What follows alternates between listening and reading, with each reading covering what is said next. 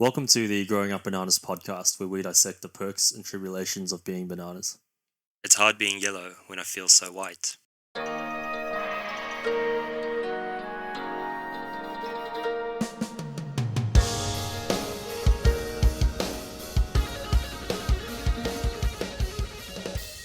My name is Ethan. Daniel is sitting next to me, and in many ways, I'm sitting next to him. What do we have in store today? Yeah, so the interviewee becomes the interviewer today. So today we're going to be discussing dining etiquette, Asian dining etiquette. Later we then have Marcus coming on to talk about his journey. Let's get into it. So, in terms of dining etiquette, I was out a couple of weeks ago, and quite a few things popped into my head in terms of the differences between dining with Westerners and Asians. Traditionally, someone would invite, Yep. and then And then So- it's probably implied that the person who's inviting will pay, but it doesn't always have to be like that. whereas opposed to most times when I'm dining with Westerners, we'll split it. Yeah, you know that you're only going to pay for what you ordered. Yeah. Yeah. So that's the first thing. Then in terms of ordering, I guess the psychology is different again, because if someone else is paying, you don't then go overboard. But a lot of times people will order their own, eat their own, and it's not as much of a communal sort of environment, whereas we're used to everyone kind of picks at it, and you've got a Yeah. lazy Susan, and Yeah, I think Asian dining, the food is part of it, but it's about socializing. I think people don't drink as much, so this is their time. So, if you go to Yum Chow, if you go to a restaurant, you're going to be there for a few hours. It's not shovel the food down and move on. Yep. Maybe a little bit like the French as well. Yeah, I think so. Yeah, especially when we were there, dinner was like 4 hours or something. That Would you like a coffee as well? No, I just want the bill. I know, I want to go home. So in terms of actual etiquette, so the big ones is, if you're eating Asian food, chopsticks, can't really just, I guess it depends who you go with though. But my point is you can't just keep going and sort of, getting your saliva all over the food. Yeah, so either use the communal chopsticks or use the back end of your chopsticks. Yeah. But also, you should wait for the elders to get the food first. Yeah, there's certainly a pecking order when it comes to food. I'm not the best at it because I'm usually hungry, but there is that. I know one of your pet peeves is slurping your soup. I lose my appetite. I actually can't eat anymore. See, most people, if they're enjoying the soup, they will slurp. Whereas I know you, and that's something that you've always had. That's never gone down too well with you. Yeah, and try not to talk with your mouth open. I don't need the rice coming back at me. Yeah, that's true. I think we were talking about it before, and Paul always used to say to us, 1 grain of rice is worth 5 pieces of sweat. Was her exact words. So we were always taught you got to finish your whole bowl, nothing left. Whereas I suppose that's contrary to what a lot of Western dining is like. Yeah, like I was saying to you a while ago, one of my friends was in America, American. He was saying that if you go to fine dining establishments, you actually always you should leave a little bit on the plate to say it was so good that I could eat almost all of it, but I'm not poor enough that I have to eat every last morsel. Yeah, that's, like I said, we very rarely go fine dining, but that's the exact opposite. We'll be licking the plate clean to make sure every dollar is used. Yeah, sometimes you eat like the parsley or the garnish and they're like, that wasn't meant to be eaten. I guess the last thing then, in terms of actually ordering, so you've got, it's actually a pretty complicated science. You got to get the right amount of proteins, but they can't all be the same. You can't have multiple black bean dishes, things like that. How do you usually navigate that? Are you the one who does it? Or Yeah, well, you'll normally have one person that people will defer to do the ordering, because otherwise you can imagine that it would be quite a mess. Generally, what I do is, however many number of people, adults there are, it's that plus another dish, plus rice, plus soup if you want entrees. And then you want to mix. So you want a mix of veggies, you want a mix of different meats. So you don't want to end up with like 5 beefs and no chicken or no seafood.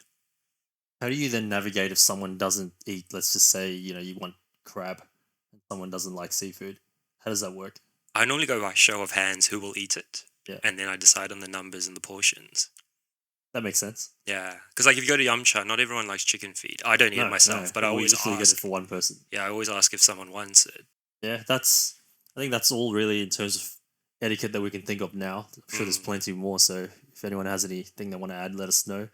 We do have Marcus coming on later on. He's going to give us a good insight into his life. He's only been in Australia a few months, so something different in terms of a guest, and it'll be good to get his experience around what he's seen so far in Australia. So let's do it. Thank you.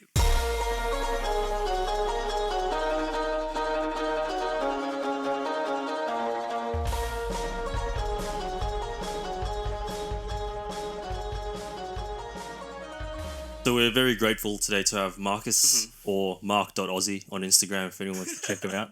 My pleasure. Joining us today. I met Marcus a few months ago through a work event and we realized we had quite a bit in common. Yep.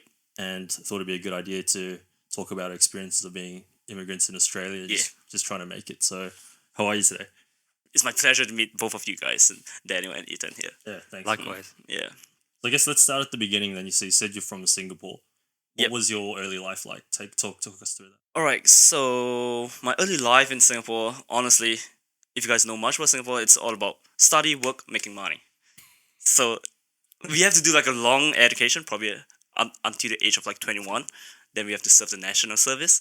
So for 2 years. So by the time you're out of like the national service and enter like university and college, we'll be like 23 years old, 24, somewhere there. So after that, for me, I came out from national service at 23 years old. Then I entered university at around 24. So I came to like Australia here. So I was in Australia from 2016 to 2019. And I was in University of Queensland. So after that, my backstory is once I'm done with university, I'm back to like Singapore to work. And now I'm back here again.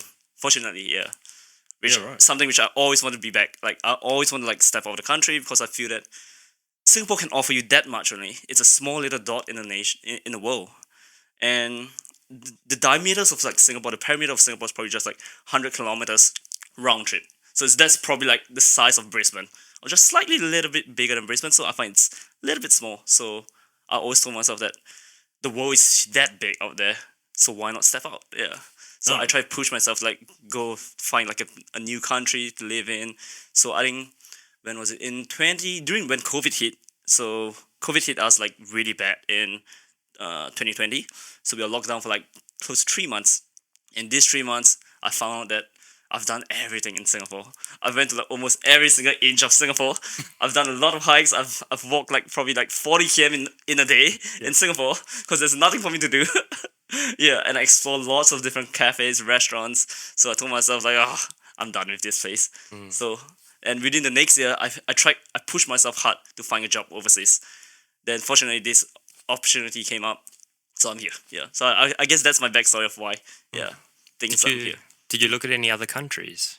I'm actually really open to like all countries because what I really want to do is just to step out of Singapore. So I think one of the best offer which I had was in Thailand. Okay. Yeah, they offered me a job in Thailand, but currency wise, salary wise, I got to reevaluate. So coming from Singapore, I had to take like close to 40% pay cut.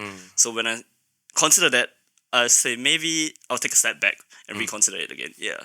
So definitely yes, I tried like UK, but UK I think it's a little bit difficult because of the visa issues. Yeah. So yes, I'm very open like going anywhere around the world for me. Yeah.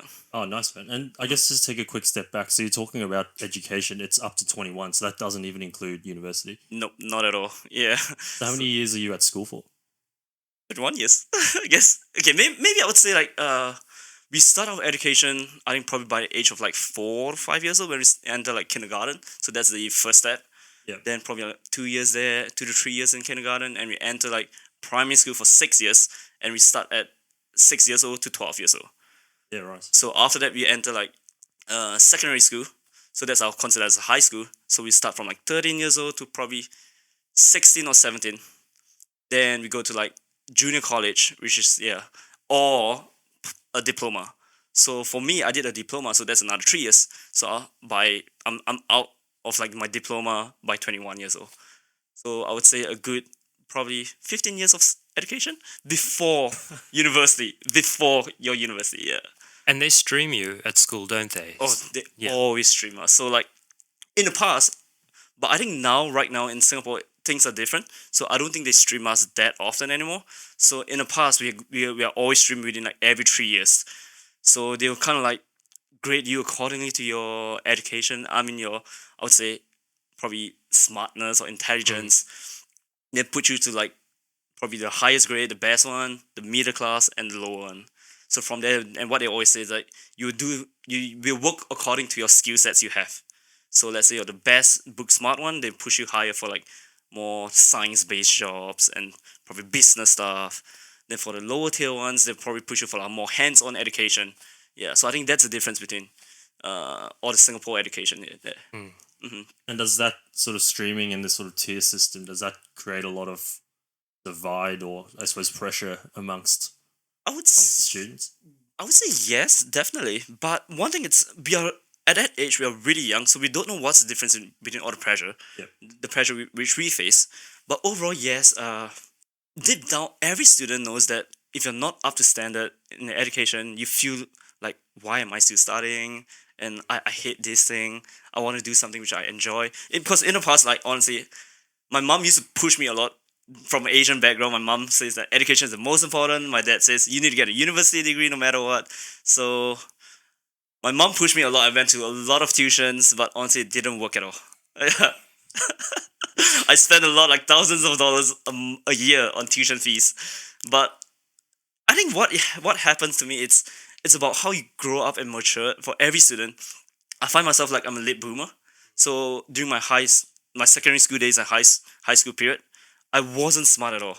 I failed a lot of different subjects, and it's only when I moved towards my diploma that I start to be like the top of the cohort. I started to do like really well and start to understand that we need we really grow differently as a person, and we mature differently.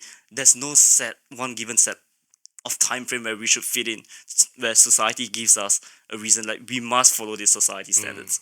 Yeah, so I believe that, yeah, all of us have got different maturity levels, so we move differently, and yeah, we grew up differently as a person. Yeah. Can you think of any reason why it kind of all came together at that age? Was it possibly just maturity, or was it internally you kind of realized I need to do something? And Maturity is one, and I kind of slowly enjoy studying. yep, Yeah, so I guess I was putting more emphasis on my work, and I was doing like something which I enjoy. So I was doing like chemistry. In the past, my background, I started off with chemistry first, then I moved towards finance. Yeah. So I was doing like science based work. So I think I was really interested in it. Then my results kind of like blew up, and yeah, I think, yeah, you got to do what you like overall. So Yeah. yeah. let's take a backward step then. So in terms of your family, you spoke a little about the pressure from your parents to Yeah. to succeed and study and all that. Talk a little bit about your early childhood. So do you have any siblings? Yeah, okay. So yeah, I've got one elder sis. So all my family members are back in Singapore. Yep. And yeah, my parents overall, I would say, because Singapore is like a really education based country. Yeah. So our parents, I would say my grandparents, they had a hard time in the country. So they didn't earn a lot of money. So I guess like parents, my parents, they believe that it's all about hard work, it's all about education. So that's why they push us really hard for education wise. My sister, she did like a similar route with me also, but one thing is, she wasn't given the opportunity to do overseas university. So my dad gave me the opportunity. I Another thing, it's because I would say it's a gender issue also. Like usually Asian parents trust the guys to go out, and I whereas like how you said trust. yeah, Yeah. Where realistically, it's probably I the don't- females that are more responsible. Yeah. yeah. Yeah. I agree with that. Yeah. So yeah, my family gave me the opportunity instead of my sister the opportunity, and I think one reason is like she was probably scared also. I remember having this conversation with my sister, and she said that she's a little bit more afraid of like stepping out of the country, whereas for me it's like, yes, I want to go for it, man. I need to go out and want to explore the world. So I guess, yeah, that's the difference between us. And my dad is definitely also more towards like, sis, you just stay in Singapore, we'll take care of you here. I think this is a safe country, Singapore. Stepping out is a little bit dangerous, so we can have our backs on you. Yeah. So I think that's the difference too. Yeah. Yeah, no, interesting. Did you go to cram school or night school when you were like, you know, when like you talked about tuition, but Uh-huh. did you have like I know in other Asian countries that kids go to school and then they go to night school afterwards. Oh yeah. So it's the night school is kind of like it's not compulsory, but yeah, my parents kind of forced me to go for it. Yeah. So yeah, and after night school on the weekends, I remember like on Saturday morning there's Pokemon. Yeah, like 30 minutes Pokemon session, and my mom deliberately put like a tuition on that time, so I couldn't watch Pokemon at all, and it pisses me off so much. Yeah. When I was a kid, yeah. Especially back then, there's no streaming, so you either watched it or you missed it. Yeah, exactly. So I missed a lot of things. I was pissed off, you know. Yeah. So, my last thing on the family. So you sort of spoke about how the gender came into play. Yeah, Obviously, yeah. the theme of this podcast Uh-huh. is about being Asian. Yeah. So do you think that was a cultural, I guess not impact, but a cultural thing that your mum and dad gave you the opportunities rather than your sister because it was an Asian thing? I would say partly yes, definitely. And I think another reason is also I was more eager to go overseas. So Yeah. I think that gives my dad a reason to like, okay, I think it's time for you to go. Yeah. Whereas my sister was like holding back, like I'm scared to go and stuff like that. And my dad also gave himself a reason that because my sister is like a female lady and she's a little bit more cautious on bringing my sister overseas by herself. Yeah. Whereas for me, it's like I did tell my dad like I'm very keen to go overseas. I really want to step out of the country, and he was like, okay, let's do this. Yeah. So I would say gender does play a small little part for my family, and the most important thing is I was really confident and I really wanted to step up, and I showed my eagerness for that. Yeah. So I was given this opportunity easily from my family. Yeah. And then in terms of your childhood, you spoke about you sort of a late bloomer. Were you a sporty person? Did you? Now I look at you now on your Instagram, diving and swimming and going to the beach all the time. All right. Yeah. So yes. Yeah, I was a late boomer because one thing is when I was a kid, I played a lot of computer games. It wasn't much of sports. Yeah. Sports came in only probably like 12 years old or something like that. Yeah. But I played a lot of computer games. So during like our streaming years, I don't even study at all. So I was just like smashing computer What were you games. playing? What was the main game? I think RuneScape. Do you guys? Oh, yeah, Yeah, yeah. RuneScape. I was playing One a of my lot. friends played as well. Yeah, I was playing like RuneScape. I was playing like I think Counter Strike. Yeah, a lot of it. Yeah. What And I was- level did you get up to in RuneScape? I can't remember. I was like 100 or something. I was like sick. Yeah. Yeah, I was really that's good. a lot of time spent. A lot. Yeah, I was really good. So yeah, I spent a lot of time playing computer games, and yeah, my mom was so pissed off. I remember she plucking out the internet. So all I have to do is just like play the Minesweeper. Determined. All the games that Yeah, the whole game without the internet. pinball or something. Yeah, pinball, exactly. Yeah. Then, I guess I spent a lot of time doing that. Oh, well, at least you found yourself Yeah. a bit later in life. Oh, and yeah. then- But I would like to add on regarding sports. So for sports wise, yeah, I used to be like a really fast runner in the past. So Okay. I kind of realized that with this set of skill and talent, I could like I with this set of skill and talent, I joined like our school our school team for athletics. So I got in there, managed to run for like the for our like international division. Alright. So yeah, I did decently well. I didn't win anything, but at least I still managed to like be in the tournament. So I think I got like a 4th place internationally. Yeah. What distance did you run? Oh, I ran like 200 meters. Okay, Yeah. yeah. 200 meters, and it was exhausting as hell. I remember. Did you do any of the others? Shot put, javelins, I did- long jump? I don't do all those throwing stuff, so I do a lot of things like regarding with my legs. So I've Or done track like and field? track and field. Yeah, I'm Yeah. pretty much a track and field guy when I was younger. So I did like 200-meter runs. I think 4 times 100-meter dash or so. Yeah. Yep. And yeah, so I think I mainly did these two events. Yeah. Then after that, I started to realize that I've got this talent, so I went on to play a lot of football.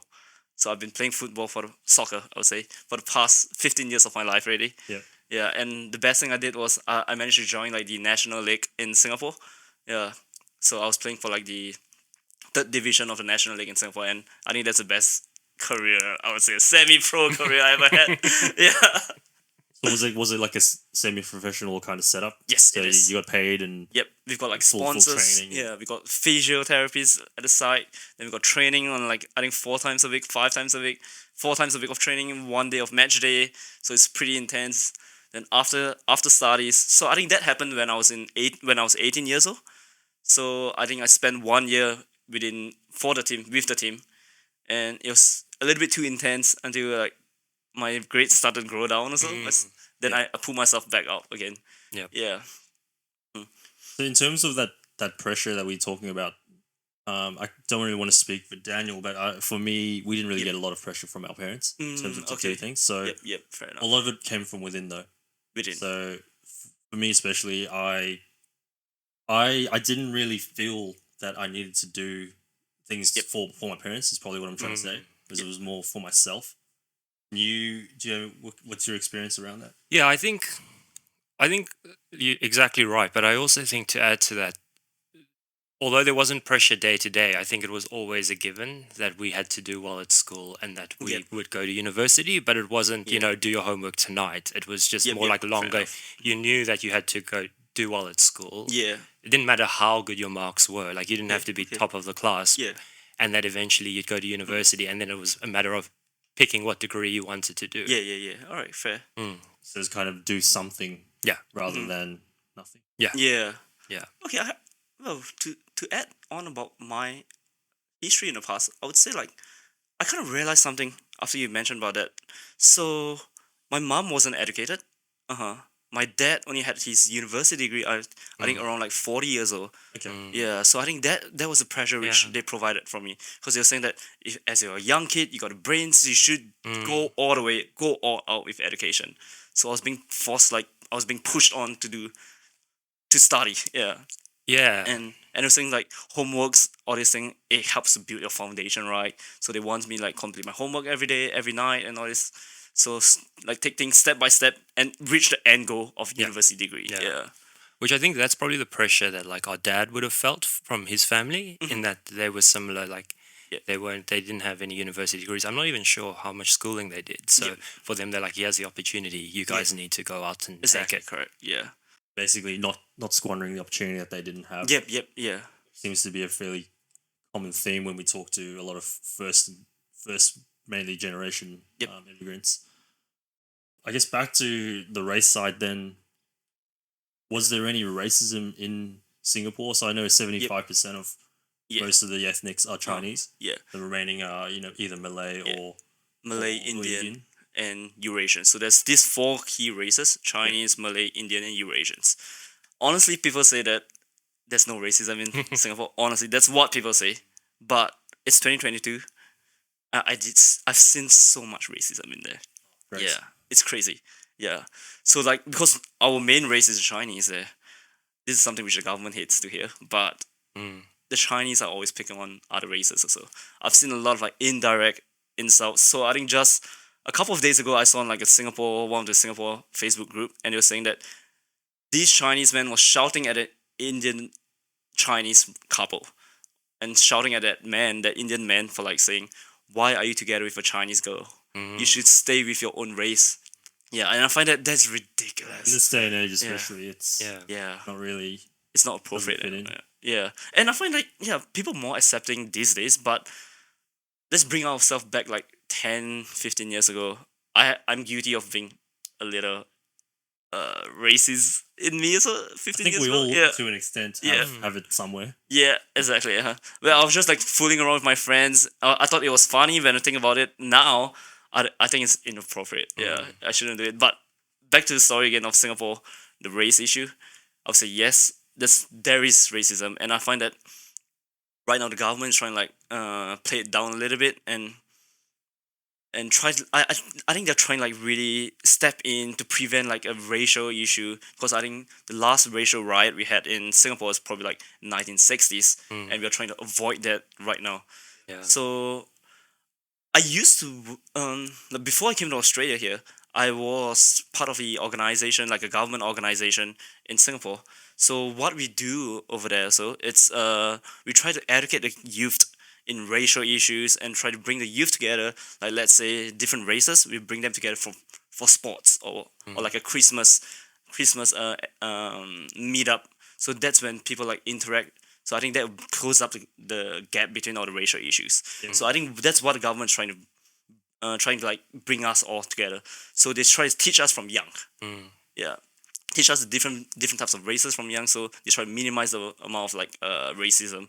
But unfortunately, sometimes I would say that the older generation in Singapore, they still have like a strong mindset of like, you're Chinese, so I should stay with the Chinese. You're Indian, you should stay with the Indian, and likewise for the Malays. So yeah, and I would also like to say that being like an older generation in Singapore, the religion wise is still pretty strong. So they still have like a strong religion culture. Like the Muslims will always stay with the Muslims also, and they're not like they're not really willing to like interrace across over. Yeah, so it's pretty prominent, I would say, racism in Singapore, but it's just something which no one try to talk about it. Yeah. Because if you don't acknowledge it, then it's not a Yeah, thing, it's right? exactly. Yeah. Yeah. But There you go. I was going to say, I think the Singaporean government is as good as they can be on the Yeah, for sure. on doing it. Like they do, like there's quotas around housing and schooling and stuff, isn't it, to exactly. keep people mixing. So one thing talking about housing. So one interesting fact about housing in Singapore is we have like HDB buildings. So it's a housing public board. Yeah. So this HDB is like all of us are like I would say it's a subsidized government housing. So within like one block of residential building, they have like a quota of like probably how many percentage of Chinese can stay there, how many percentage of Indians and Malays can stay there. So it's all being set up properly. Yeah, I would say. So this creates like a diverse. They want to create like diversity in there. Yeah, so that certain units in that building, they only Malays or only like an Indian race can purchase it. So the Chinese or other race are not allowed to touch that unit at all. Yeah, right. So there's some restrictions to what units you can buy. What happens if you're a mixed race couple? That's a good question. I have no idea. I mean, based on our ID itself, I think we have to like specify a singular race or something like that. Yeah. So if let's say you're mixed, I think you got to put at least you're Chinese or whatsoever. I'm not sure about this. Yeah, I really don't know. Yeah. Everyone defaults to Chinese. Yeah, yeah, I guess so. Yeah. Because we had Mm-hmm. Keith, a good friend of the show, come on a couple episodes ago, and he's from Malaysia, and he spoke a lot about not just the race divide, but the religious divide as well. Yeah, for sure. So for us, we've always grown up in mainly Christian countries. Then you flip that on the other side where that's not the dominant religion. In Malaysia in particular.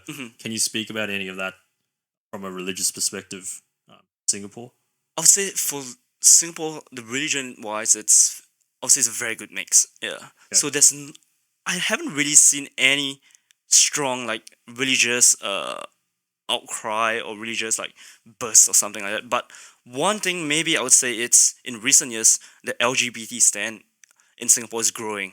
So it is a big issue within like a lot of people protesting it, and I would say it's mainly the Christian community that's protesting against the LGBT stand. But other than that, I don't see against against it because I'm not exactly sure I can talk about Christianity because I'm not a Christian, but I've seen like a lot of news regarding that they are trying to protest against the LGBT. Because right now in Singapore it's kind of there's a law that says we cannot practice LGBT, we cannot do anything related to LGBT at all. So and I'll say like there's a few like events in Singapore they're trying to overturn repent this law. So I think the Christian community is trying to step in and says that we should keep the LGBT law right now. Yeah. So I think that's the only key thing which I realized. But other than that, I would say it's pretty harmonious. Yeah. In Singapore regarding religion wise. Yeah. I don't see anything much, not much issues, and people are more very accepting regarding religion in Singapore. Yeah. I imagine that there's for and against from the Christian sort of sects for LGBT. Yeah. Like, and they're probably fighting each other as well. Yeah. Do you guys get all the public holidays for all of the religious? Yes, so we do. Yeah, we do. We do get everything. I think there's a rule for what the government says is I think every race or every religion you're being entitled to 2 days of public holiday. Yeah, so it makes things fair among everyone. Yeah, so no one's like having lesser holidays and one race have more holidays. Yeah, so make things fair, which is good. Yeah. So we'll talk about your time in Australia shortly, but Yep. I guess flipping it again, whereas Daniel and I, we've grown up in minority Asian countries. Hmm. You were obviously in Singapore and then coming to Australia. Can you think of any impacts or effects that had on you where you've gone from being the majority to now in Australia not being? Yeah, that's a good question. All right. Yeah. Honestly, everyone tells me this thing that I'm gonna get a lot of racial attack in Australia here before I came. So I remember like 1 month before I flew to Australia. Yeah, what I was thinking is like, am I gonna survive here? Will people understand my accent? Yeah. And will the Australians want to speak to me? Because like I'm a foreign guy and I look different from them. So I was actually really worried of whether can I blend in with the society here. Yeah. And So yeah. that was local Singaporeans Yep. who'd probably been here. That was their I would advice, say their sort of preconception. some of them have never stepped in here before. I was going to say, is it just what people think in Yes. Singapore? Yes, Yeah. it's what people think that the Western culture will put their mindset on Asian guys, on Asian people, I would say. Yeah. So yeah, I'd say a lot of them have not stepped out of the country, so they tell me things that they see from the media, yeah, from a different perspective. So it kind of creates a fear in me. Yeah. So Marcus, you spoke about why you came to Australia. Basically, it was just any country outside of Singapore. Yep. The first one that you could get into, the easiest one.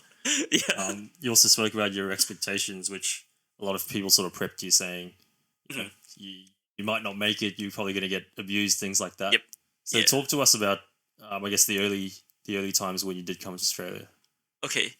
So first of all, I'll say I came to Australia in 2016 for my university. So thinking about why and how I felt about coming to Australia, it's one day before coming to Australia, taking a flight, I was actually crying at home because I'm going to lose all my friends. I've never stepped out of the country before. Yep. I'm going to lose all my friends. I'm going to miss my family. At that time, I had like a girlfriend, so I don't know when I'm going to see her again. And the bond I have in Singapore, I got to like put them all at the back. Yeah. So I think that's one of the difficulties which I face. And when I was in Australia, so when I took the flight, reached Australia, I felt really happy that I made it. Like I told myself that I always wanted to leave the country, and I made it. So now the question is, how am I supposed to blend in to society here? So one thing I told myself also is I gotta like step out and I gotta like speak up. No matter what accent I have, like I came in with extremely thick Singapore accent. Yep. I was like speaking what lah, like things like this, and the Australians like, what are you talking about? I was like, then I started to try to adapt. Even though right now I've still got like a Singapore accent, I try to like adapt and articulate my words properly also. And that's when people start to appreciate more. Like if you do speak decently well, people will appreciate and try to hold a better conversation with you too. Yeah. So when I came here, I struggled a lot to meet people because I don't know how to meet people. It was a new country. Where do I start off with? And who do I start off with? Even though it's like university, then I start to realize that there's a lot of societies out there. So if I don't join any societies, how am I supposed to survive? So the first society which I joined was an international society for all the foreign students, and that changed my life. Yeah, when I joined there, people were so welcoming. So I guess the solution for this society is to bring all the internationals, people like me, and people like someone from Europe that comes alone, or from United States, or from other parts of Asia that comes alone, and bring them all together in this society, and so that we can interact and we don't feel lonely at all. So from there, I made a lot of friends, and that's when my life starts to become a lot easier. When you meet different people, you share your different culture, you talk about your home, what you have done in the past, and what's your entire history, and what does a country do. So I think that's the beauty of it. And everyone's kind of in the same situation as well. We can all Yep. kind of resonate with each other. Exactly. So we're all accepting because we know that we're here. We just want to make friends. We're all by ourselves. So let's step out and let's talk about ourselves. Yeah. Just to take a quick step back, Marcus. So you spoke about how you decided just before you came that you wanted to be assertive, you wanted to be confident. Mhm. Where did that idea come from? Was that something that you've come up with yourself, or you thought this is how I'm gonna best fit in Yeah. Australia? So I guess that's about. I want to survive. Yeah. I tell myself it's all about survival, and I know that if I don't step out at all, if I don't be confident, I'm not gonna make friends. I'm not gonna be over here in this podcast too. Yeah. Yep. So I tell myself that I need to learn how to be confident with my words. I need to learn how to be open, and I need to really bring myself into the situation so that I can interact with people. I think for me I call it as a survival instinct. Yeah, and I do enjoy it overall. It's not a bad thing, but I love doing it too. So after doing a first meetup with someone, I find that it's really rewarding. So I get to have a good cultural experience. I get to know someone on a deeper level. So it makes me it gives me a crave for that. So I crave to go for more events and stuff like that. Yeah. So it kind of helped me. It builds me up every time when I go for one event. So I definitely did struggle a lot with my first event because I remember for this international society which I went to, I was the only Asian guy in the whole. Yeah, I think right. out of 100 people, I was the only Asian one in there. I felt really awkward when I went to the pub with all of them because geez, I'm the weird one here, man. Everyone's all different colors. I'm just the odd one out. So it took me probably I think 1 hour to really step up, talk to people, and people came to me and talked to me too. So I think that makes me feel a lot more comfortable overall. So yeah, it was very nice. Yeah, and I guess the word that we always come back to is assimilation. So Stimulation, you yeah. really you came here, you wanted to ingrain yourself with Yeah. Australian culture, and Yes. which is really good advice to any other exchange students or anyone immigrating to Mhm. Australia. It's you get that acceptance if Yeah, for sure. they see that you're trying, they see that you're here, and you actually want to Yep. learn about Australia and ingrain yourself in the culture. Yeah, definitely for sure. So Yeah. you spoke about those early struggles and how you met people and joined a couple of societies. I Mhm. know for Daniel, when he went to London, he was fortunate enough to have a small group of people that he did know before he went. Yep. Speaking of my own experience, I take my hat off to both of you Mhm. for making that step because, to be honest, I probably wouldn't go overseas by myself. Yeah. Can you talk a little bit about your experience when I suppose you first moved to London? Yeah, I was quite lucky though because we had family friends, I had some work colleagues and friends of friends. So to be honest, I kind of just slipped into London really quickly. Okay. Yeah. Yeah, and yeah, I haven't left. It was meant to be 1 year. I've been there 6 years. So, but yeah, did you have any support group or any school friends or anyone in Australia that you knew when you moved over? No, I had none. So I Okay. literally had no one. I came by myself. My dad came with me for the first 2 weeks, but I kind of found that he's a little bit of a hassle because I need to join societies, and he was around me. I was Did he go to "Ugh." O-Week with you? No, he didn't go to pub with me. I didn't go for any. I was like, nah, I need to do my things. You just stay back at the Airbnb, yeah, and let me explore around, and we'll have dinner after that. Yeah. And where did you stay when you were in Brisbane? Like, did you stay in colleges, like the student housing? Yes, my first 6 months I was staying in college, so that helps a lot too. So interact a lot with people in college helps me expand my network there, and I also step out and say that I need to go join a society. Yeah, so I think the main thing was joining a society instead of staying in college because the college which I stayed in, it's full on Australian, so I was also the odd one out there, and it was really difficult for me to join their circle because a lot of them know each other there. Yeah, and as an odd one out, people kind of outcast me a little bit. Yeah. So I told myself, join the international society. That's where I can get to meet like-minded people. Yeah. Yeah, so we had Coda, who was another guest on the podcast, and he's currently on college. College. And he was saying that one thing that doesn't really sit well with him and it's not really ideal is that a lot of people went to college, all went to not even high school, like primary school together, Yep. known each other their Yes, whole lives. exactly. And then they kind of all, you're going here, I'm going here too. Yep. And you Yeah. have those cliques. Yep. So again, Yeah. some really good advice for someone in your situation. So I definitely did experience that a lot in college because Yeah. like people recommend me. I think the Asian in Singapore that brought me to Australia, she recommended say, oh, I should stay in college. I can like expand my network easily there. But when I'm in college, I kind of experienced that there's too many cliques around. Yeah, and people know each other for like the past 10 years of their life. So it's so difficult for me to like step in. Like even though I try to like make friends with them, like hi, how are you? Do you want to do something tonight or what? They will tend to like say no, and they've got their own plans ready. So it's difficult for me to step in. So that's when I realized that yeah, the best advice I would give to people is join an international society, because international societies, people all people that the members in there and the participants in there, they're all by themselves, and the only thing that which they want to do is to find friends, Yeah. to find a companion, and to have a different life out of like your normal school days or your work days. Yeah, so I think that's the best way for us to like interact with people. Even like let's say if you're a working adult or what, there's this app called the Meetup app.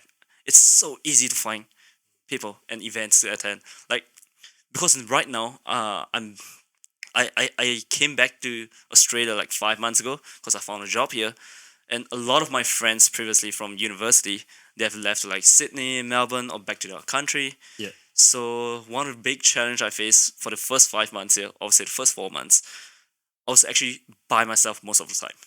Yeah, because working life and university life is different. Yes, I do get to hang out with my working colleagues and stuff like that, but uni can hang out that much because they have their own life too.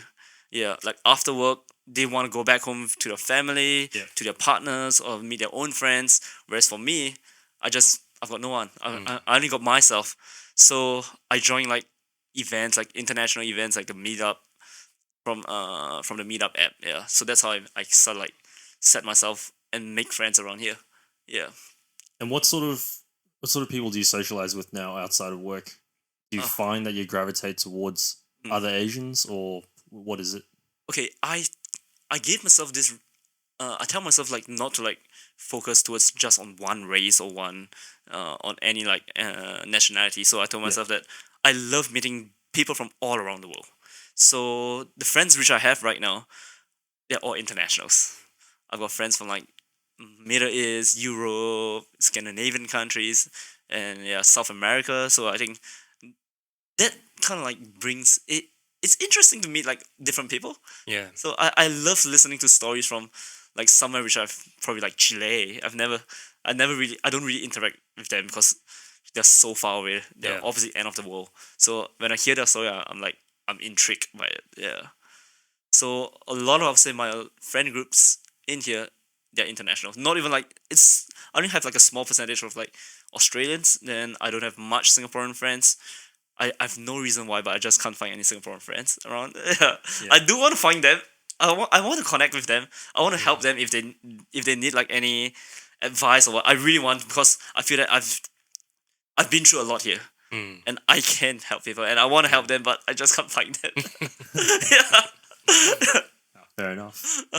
I guess culturally, then we sort of spoke about it briefly off camera, Mhm. and I can set us off. Did you notice any massive cultural differences when you came from Singapore? So the one that we spoke about was probably because we grew up around sort of Asian community in South Africa. Yeah. Was you just don't mention elders by their first names. It's Mhm. absolute no. I remember a couple of Mark, our middle brother's friends, would refer to mum and dad as Yeah. Eric and Desiree, and they almost fell off their chair. Possibly even got scolded these kids because they just thought it was ultimate disrespect. But that's just the different cultures. Can you think of anything that you saw or heard? Got it. Otherwise, what do you think, Daniel? Do you have anyone? Yeah, I was going to say, I think it was the Asian culture in South Africa, but I think South Africa, just as a whole country, it seems to be that, yeah, you have to refer to your elders or older people as either uncle, auntie, or Mr. and Mrs. Mhm. You wouldn't, unless they tell you, refer to me Yeah. by. So I think It's very rare. Yeah. Yeah. Yeah, that's definitely one difference for the Asian culture and the Australian culture. But honestly, I would say that Singapore is quite a westernized country, Mm. so it's easier for us to fit into this culture, and we speak English. That's our main language in Singapore. So fitting in, it's relatively easier, other than our weird accent we have. Yeah, but I'll say culture wise, nothing big that really affects anything here. That's good. That's good to hear. I was gonna say, did you worry about the snakes and the spiders and the sharks and yes, the I hate them. jellyfish? Because I know a lot of friends Yeah. in the UK. They're like, "Oh, I could never go to Australia. It's so dangerous. How do people live?" I was like, Yeah. "You don't see them every day." So I live in a Queenslander house right now, and oh jeez, the mouse spiders. Me and my housemate were just taking like an aerosol and a lighter and burning down the webs and burning the spiders down. Yeah. So yes, I hate insects. Yeah, I hate that. Yeah, I love the ocean, so sharks is nothing to me. Yeah, I've seen a lot of sharks, so nothing. But insects, I can't deal with it. Yeah. Uh-huh. We always say, "Oh yeah, no, that's not normal." But then in our community, our suburb Facebook group, there's Yeah. always, "Oh yeah, there's like 2 meter pythons like Oh in my children's bathroom." You're like, "Oh shit, Yeah. this is Australia for you." yeah. You're scaring people of coming. Well, it's a predominantly Asian community too around here, so Yep. yeah, it doesn't go too well. I guess sticking with the topic that Daniel and I are talking about, which is meal etiquette, which we notice there's quite a few differences. Yep. If you dine with your Asian friends or you dine with your, your white friends or your work colleagues, Yep, whatever yep. it might be, in terms of like ordering to share for the table and making sure one person kind of Mhm. makes sure that everything's under control and Yep. and those sorts of things. Whereas when we go out, let's just say to like a Korean barbecue place with work, half the guys will want their own meal Yep. Yeah. and just kind of oh, this is Yep, mine, yep. I'm eating. Uh-huh. Whereas I try to influence the rest of the group Yeah. sometimes to let's do a barbecue, let's cook, let's all share it around. Yep. Try a bit of everything. Yeah. Do you notice that? Yeah, for sure. 100% sure. I did notice that because as an Asian culture, usually like our dad or someone like a strong figurehead will order all the food. Yeah. Yeah. And whereas You over usually here. have to pay too, don't they? Yeah, exactly. Yeah. Or you just fake like you're paying but you're not paying. Yes. Yeah. Okay. yeah, exactly. Yeah. Yeah. Whereas here it's like, yeah, you order your own food, then yeah, you just pay for your own food. Down to the cent. Yeah, down to the cent, exactly. Yeah. Uh-huh. Yeah. So that was a really big one that I've started to see a lot more lately, Yeah. and it's just different. Yeah. And I Whereas- did realize this was like right now using like a QR code scanner. So people just order things by themselves, yeah. They don't even talk to like anyone like, hey, what you're ordering or what, yeah.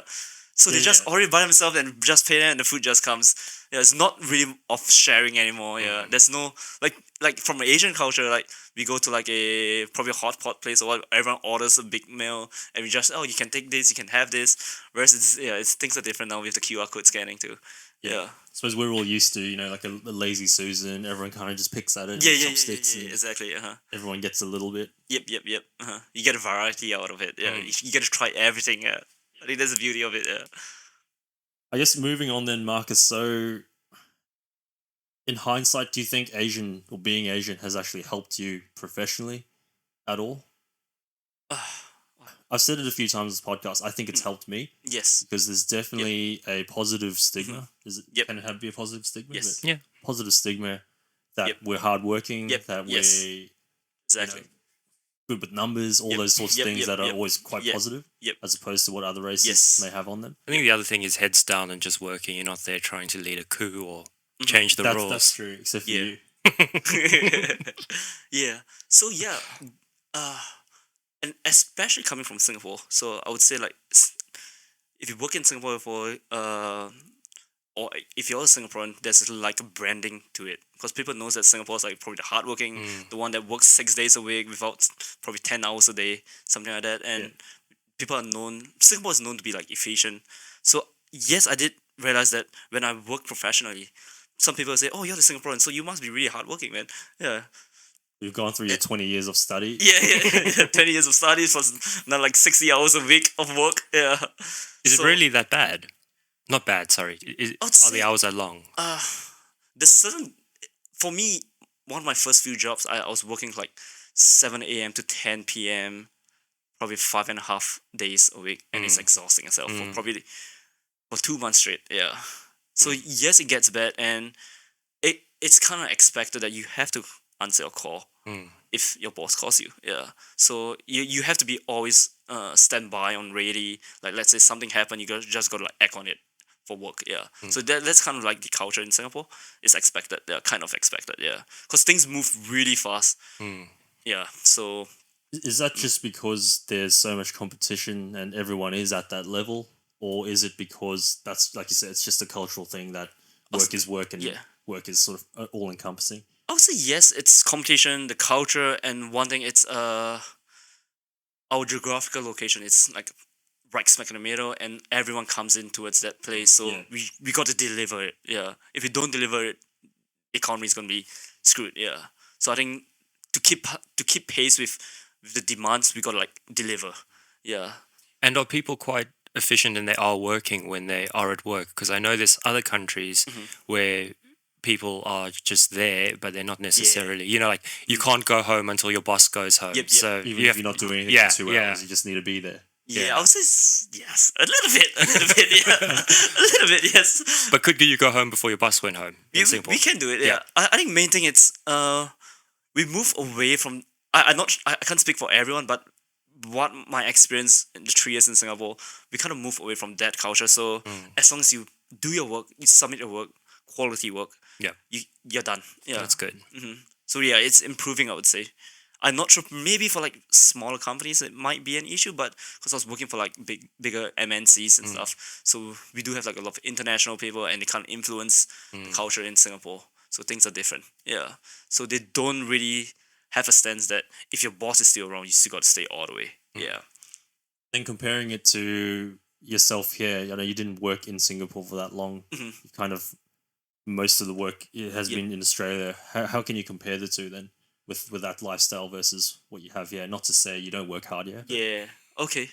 Honestly, like one thing, it's I realized that I'm working way harder in Australia because I know that it's all about work hard, play hard here. Yeah. Yeah. So even though the hours are shorter, I feel more refreshed and I feel like I want to push on because that I know that I can enjoy after work. Whereas in Singapore itself, you work for like 8 to 9 hours. You always got to work. By the time you're done with work, you'll be so exhausted. You got no time to meet your friends at all.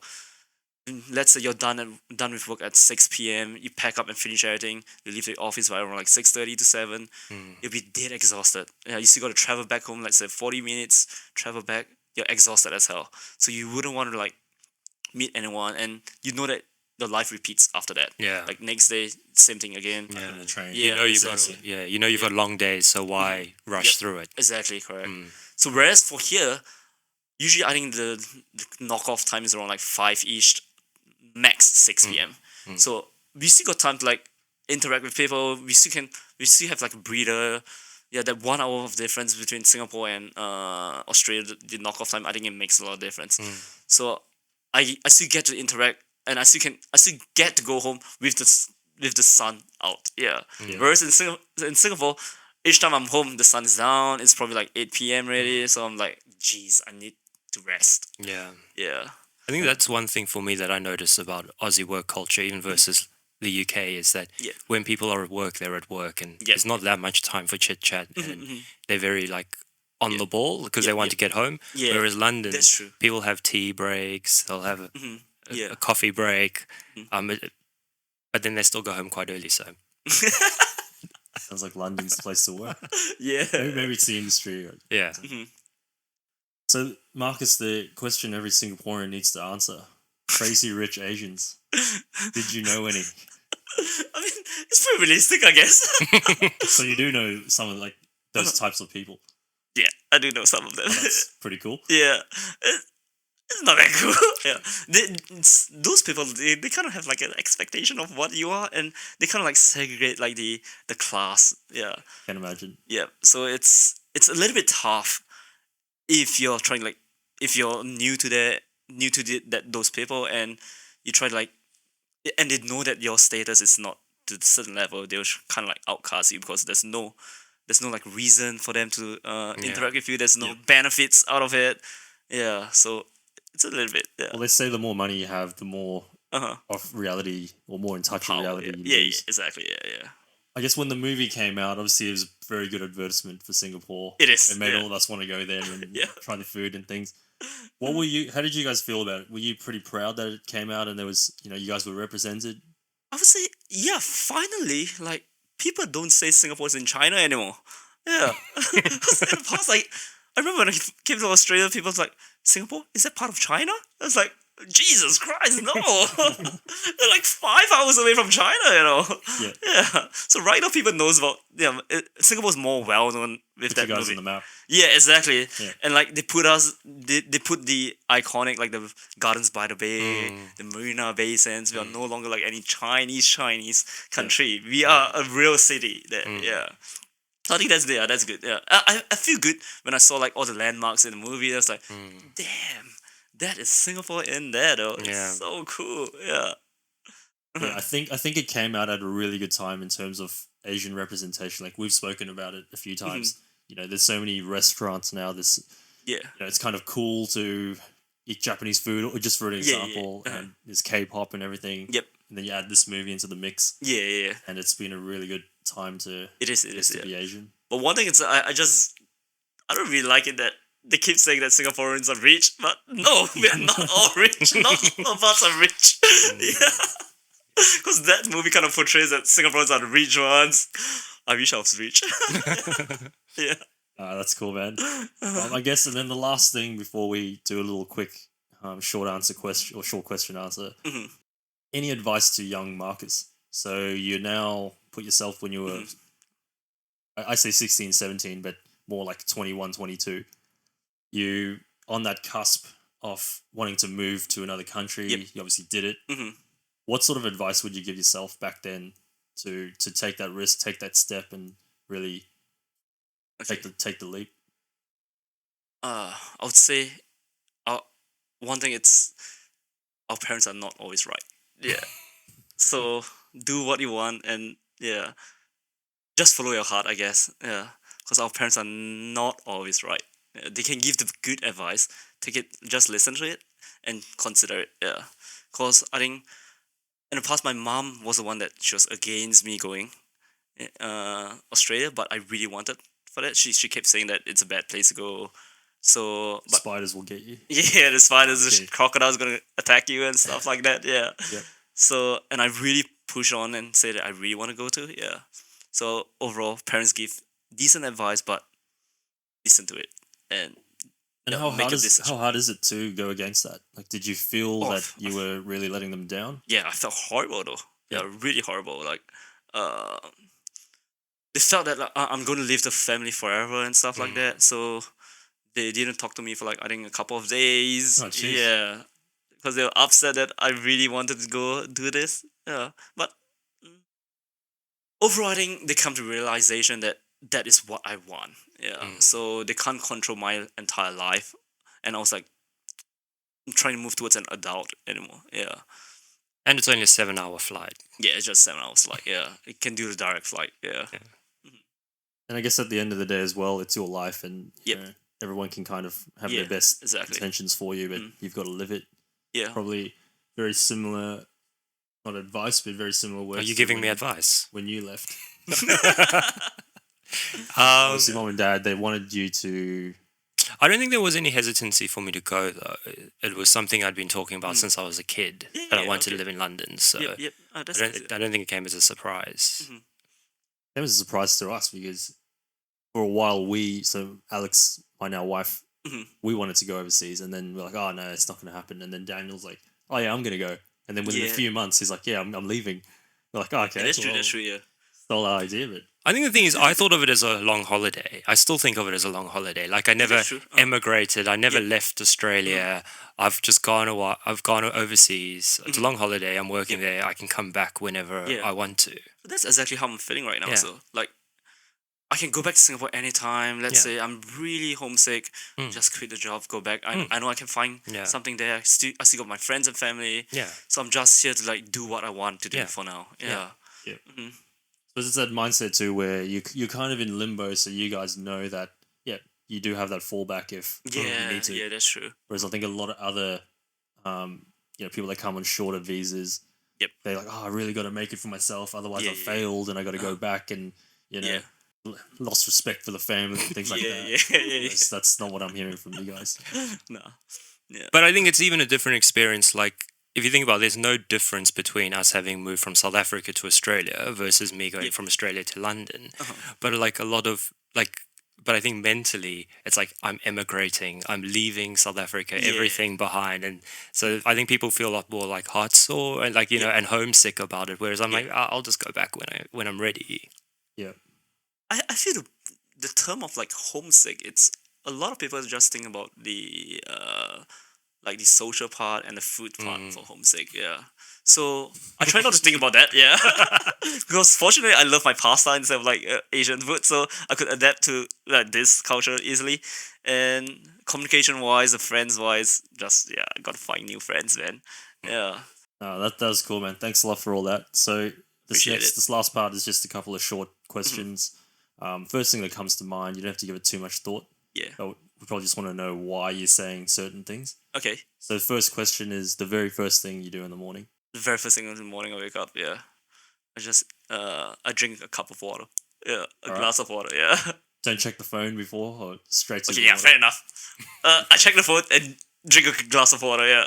Like a bottle of water. Yeah. That's good. Would you have unlimited money or unlimited time? Unlimited time. Yeah. And why?